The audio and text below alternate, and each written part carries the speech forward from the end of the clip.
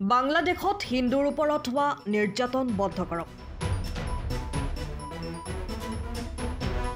ভাৰতলৈ আনি হিন্দুসকলক সংস্থাপিত কৰক। সংখ্যালঘুৰ সুৰক্ষা সুনিশ্চিত কৰাৰ দাবী বিধায়ক ৰূপজ্যোতি কুৰ্মীৰ। বাংলাদেশত হিন্দুসকলৰ ওপৰত হোৱা অত্যাচাৰ হিংসাত্মক ঘটনাৰ দেশজুৰি প্ৰতিবাদ অব্যাহত আছে। আজি মৰিয়নি নগৰতো বিশ্ব হিন্দু পৰিষদৰ উদ্যোগত চুবুৰীয়া দেশ বাংলাদেশত হিন্দু ধৰ্মীয় লোকৰ ওপৰত হোৱা অমানসিক অত্যাচাৰৰ প্ৰতিবাদত এক মৌন কাৰ্যসূচী গ্ৰহণ কৰে। এই কাৰ্যসূচীত অংশগ্ৰহণ কৰে মৰিয়নিৰ বিধায়ক ৰূপজ্যোতি কুৰ্মীয়ে।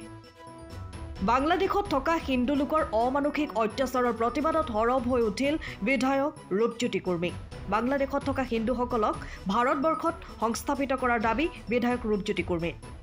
বাংলাদেশৰ চৰকাৰৰ বিৰুদ্ধে ক্ষোভ প্ৰকাশ কৰাৰ লগতে দেশৰ প্ৰধানমন্ত্ৰীলৈ অনুৰোধ কৰি কয়, বাংলাদেশত থকা হিন্দু ধৰ্মীয় লোকক ভাৰতলৈ আনি সংস্থাপিত কৰক, অন্যথা বাংলাদেশৰ সুকীয়াকৈ হিন্দু প্ৰধান অঞ্চলক দেশ স্বীকৃতি দাবী কৰে। প্ৰধানমন্ত্ৰীগৰাকীৰ প্ৰতি গভীৰ আস্থা ৰাখি তেখেতে কয়, আমাৰ ভাৰতীয় মূলৰ লোকসকলক প্ৰধানমন্ত্ৰীগৰাকীয়ে বিভিন্ন সময়ত বিভিন্ন ধৰণেৰে উদ্ধাৰ কৰিছে, এতিয়াও সহায় কৰিব। লগতে অতি শীঘ্ৰে বাংলাদেশ চৰকাৰক এনে কাৰ্য বন্ধ কৰিবলৈ দাবী জনায় বিধায়কগৰাকীয়ে। আমি সকলোৱে জানো ভাৰতবৰ্ষ আজি ৰামায়ণ মহাভাৰতৰ সময়ৰ এটা ইতিহাস আৰু এই দেশখন সেয়েহে হিন্দুস্তানো কোৱা যায়, ভাৰত বুলিও আমাৰ দেশখনক কোৱা যায়। কিন্তু কালক্ৰমত পিছলৈ গৈ পেলাই বিভিন্ন সময়ত প্ৰায় 1300 বা 1400 শতিকাৰ পিছত ইয়াত ইছলাম ধৰ্মৰ প্ৰৱেশ ঘটিল। আমি সেয়াও জানো যে ব্ৰিটিছসকল আহিছিল, তেতিয়া ব্ৰিটিছসকলৰ পিছতে ইয়াত খ্ৰীষ্টান ধৰ্মৰ প্ৰৱেশ ঘটিছিল আৰু শেষলৈ গৈ ভাৰতবৰ্ষ আজি গোটেই পৃথিৱীত ধৰ্ম নিৰপেক্ষ দেশ বুলি জনাজাত। ইয়াত হিন্দু মুছলমান খ্ৰীষ্টিয়ান শিখ ইছাই বুদ্ধিষ্ট সকলোৱে আমি সমল মিলাই ইয়াত বসবাস কৰি আছোঁ। আৰু এই দেশখনৰে আমাৰে পৰিয়ালৰ লোক বিভিন্ন কাৰণবশতঃ 1971ত যেতিয়া ভাৰত বাংলাদেশৰ বিভাজন ঘটিছিল, সেই সময়তে বহু লোক আমাৰ এই ভাৰতীয় মূলৰ লোক, তেওঁলোক হিন্দু, তেওঁলোক বাংলাদেশত যাবলৈ বাধ্য হৈছিল বা তেওঁলোকে তাত থাকিব লগা হৈছিল। বয় বস্তু ঘৰৰ পৰিয়াল হয়তো সৰু সন্তান তেওঁলোকক আহিব পৰা নাছিল। আৰু সেই সময়ত বাংলাদেশৰ লোকসকলেও জানিব লাগিছিল যে পাকিস্তানৰ পৰা বাংলাদেশক এটা নতুন দেশ হিচাপে আগবঢ়োৱাৰ ক্ষেত্ৰত ভাৰতীয় লোকসকলৰ তাত অৱদান আছে। চৰকাৰৰ লগতে সেই সময়ত যিসকল বিভিন্ন জাতি জনগোষ্ঠীৰ লোকসকল, ধৰ্মীয় লোকসকলেও অৱদান আছে। বাংলাদেশক দেশ হিচাপে স্বীকৃতি দিয়াৰ ক্ষেত্ৰত আমাৰ এটা বৰঙণি আছে। আৰু আমাৰ যিহেতু কাষৰীয়া আমাৰ দেশ, আমি সমিল পিনে সদায় আমি আছোঁ বুলি আমি কৈ আহিছোঁ। আৰু তেনেধৰণৰ এটা বন্ধুত্ব সম্পৰ্ক আগৰ পৰা আছিল। বাংলাদেশত প্লেয়াৰ খেলিবলৈ ইয়ালৈ আহে, ইয়াৰ প্লেয়াৰ খেলিবলৈ তালৈ যায়। আমি কেইদিনমানৰ আগত অসম বিধানসভাৰ আমি প্ৰায় সৰ্বদলীয় আমি বিধায়কসকল আমি বাংলাদেশত এবছৰো হোৱা নাই, আমি গৈ আহিছোঁ। আমি তাত ঢাকেশ্বৰী আমি যি কালী মন্দিৰ আছে তাতো আমি দৰ্শন কৰিছোঁ। তাত আমাৰ এটা সুন্দৰ সম্পৰ্ক আছে আৰু ব্যৱসায় বাণিজ্য বৃদ্ধি, ইয়াৰ লগতে খেলৰ ক্ষেত্ৰত, বাণিজ্যিক ক্ষেত্ৰত এইবোৰৰ কথা আমাৰ আলোচনা হৈছিল। এনে এটা সময়ত তেওঁলোকৰ তাত চৰকাৰৰ কি তেওঁলোকৰ খামখেয়ালি লাগিছে বা তেওঁলোকৰ কিবা এটা তেওঁলোকৰ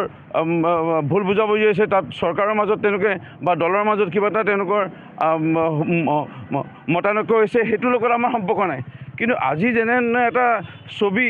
আমাৰ চকুৰ আগত আমি দেখা পাইছোঁ, সমগ্ৰ দেশ সমগ্ৰ ৰাজ্যত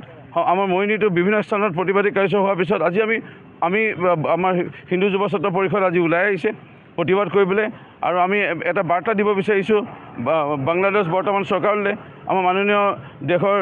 প্ৰধানমন্ত্ৰী নৰেন্দ্ৰ মোদী ডাঙৰীয়াক আজি আমি এখন স্মাৰকপত্ৰৰ যোগেদি, জিলা আয়ুক্তৰ যোগেদি আমি পঠিয়াব বিচাৰিছোঁ। হিন্দু যুৱ ছাত্ৰ পৰিষদৰ সকলো আজি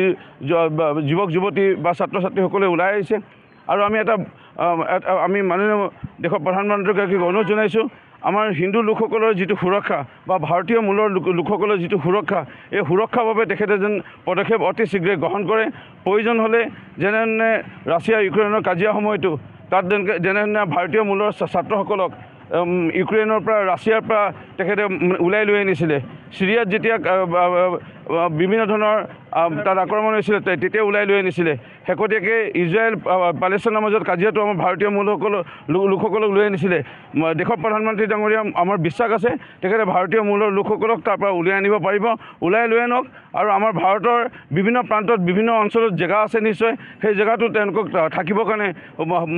সুবিধা কৰি দিব পাৰিব আমাৰ ইয়াত অসম নাগালেণ্ডৰ সীমান্তত আমাৰ বহু এনে মাটি আছে যি মাটি এতিয়াও সুপ্ৰিম কোৰ্টৰ অধীনত আছে যদিও বিচাৰাধীন বিষয় সেই মাটিত হ'লেও ক'ৰবাত হ'লেও আমি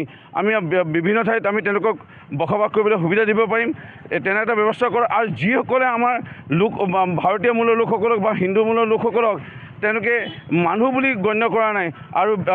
আজি বলৎকাৰ কৰিছে আমাৰ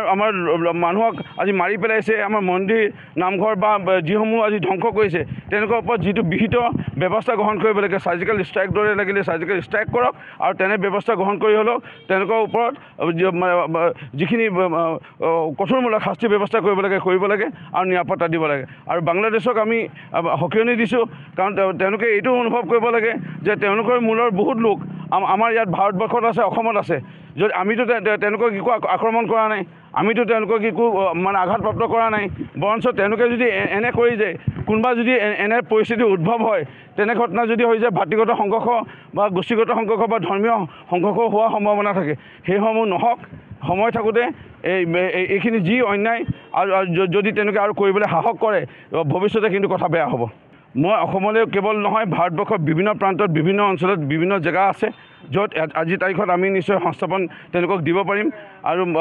অসমতো নিশ্চয় বিভিন্ন স্থানত আছে আৰু আজি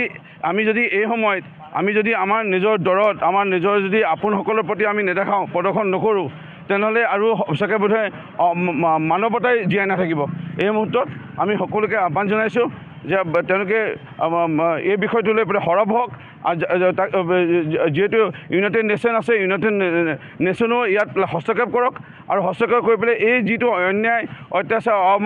মানৱীয় ঘটনা বাংলাদেশত ঘটি আছে এইখিনি অতি শীঘ্ৰে বন্ধ হ'ব লাগে আমি আজি এই মৌন প্ৰতিবাদী কাৰ্যসূচীৰ যোগেদি আমি এটা বাৰ্তা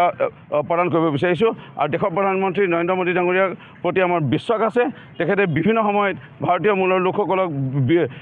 পৃথিৱীৰ বিভিন্ন স্থানত থাকোঁতেই মই পুনৰ কৈছোঁ ইউক্ৰেইন বা ৰাছিয়া যেতিয়া যুদ্ধ হৈছিল সেই সময়তো যুদ্ধ ৰখাই দুখন দেশক কঠোৰ নিৰ্দেশনা দি আমাৰ ভাৰতীয় মূলৰ লোকসকলক যেনেকৈ ওলাই লৈ আনিছিলে ইয়াতো আমাৰ বাংলাদেশৰ পৰা আমাৰ ভাৰতীয় মূলৰ লোকসকলক লৈ আনি বা বাংলাদেশতে এটা বৃহৎ অঞ্চল সেই বৃহৎ অঞ্চলৰ এটা অংশ আমাৰ যিসকল হিন্দু লোক আছে হিন্দু লোকসকল আছে তাত জনজাতি লোকসকল আছে তাত গাৰো লোক আছে কাৰ্বি বড়ো লোক আছে তাত নেপালী লোকসকল আছে তাত আদিবাসী লোকসকল আছে তেওঁলোকৰ কাৰণে এটা সুকীয়া লাগিলে এটা দেশ যদি তাত যদি জন্ম দিব লাগে নতুনকৈ দেশ এটা জন্ম দি হ'লেও হিন্দু লোকসকলক সুৰক্ষা প্ৰদান কৰিব লাগে আমি আহ্বান জনাইছোঁ দেশৰ প্ৰধানমন্ত্ৰীগৰাকীক bureau report time of Assam সময়ৰ খবৰ সময়ত পাবলৈ ফ'ল' কৰক টাইম অফ আছাম